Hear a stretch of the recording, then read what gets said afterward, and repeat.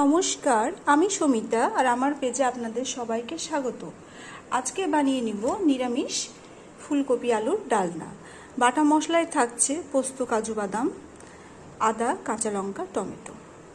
চলুন দেখে নিই। একে একে সবজিগুলো হালকা করে ভেজে নেব।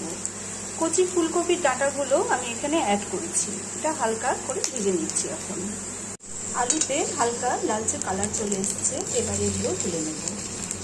ফুলকপিটাও অলমোস্ট ভাজা হয়ে এসেছে, এবারে এগুলো তুলে নেব। রান্নায় ব্যবহার করছি সরিষার তেল। ফোড়নে যাচ্ছে এক টুকরো তেজপাতা, গোটা জিরে, গোটা শুকনো লঙ্কা, এলাচটা আমি ফাটিয়ে নিয়েছি, দুটো লবঙ্গ আর একটু দারচিনি। আদা, কাঁচা লঙ্কা, টমেটো আমি একসাথে পেস্ট করে নিয়েছি। এবারে এখানে এটা অ্যাড করে দেব।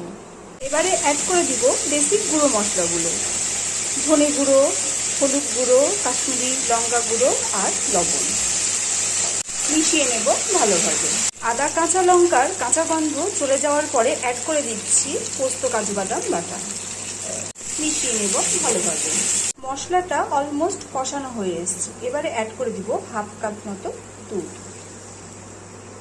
অ্যাড করে দিচ্ছি হাফ চামচ চিনি। এবারে ভাজা সবজিগুলো অ্যাড করে দেব। কষিয়ে নিব মিনিট 5 মতো। মশলাটা সুন্দর মতো কষানো হয়ে এসেছে, দিয়ে দিচ্ছি ঝোলের জন্য জল। সবজিতে জল দেওয়ার পরে আমি ঢাকা দিয়েছিলাম, প্রায় 15 মিনিট পরে ফিরে এলাম, দেখে নিব কেমন হয়েছে। সুন্দরভাবে সিদ্ধ হয়ে গেছে, আলু ফুলকপিও সিদ্ধ হয়ে গেছে। এবারে অ্যাড করে দিব গুঁড়ো গরম মশলা। ফুলকপি আলুর ডালনা থেকে খুব সুন্দর ঘ্রাণ বেরোচ্ছে। গ্যাসটা বন্ধ করে দিলাম, এবারে নামিয়ে নেব বাড়ি। আপনারাও ট্রাই করতে পারেন এই ফুলকপি আলুর ডালনা, ভীষণই ডিলিশিয়াস হয় খেতে।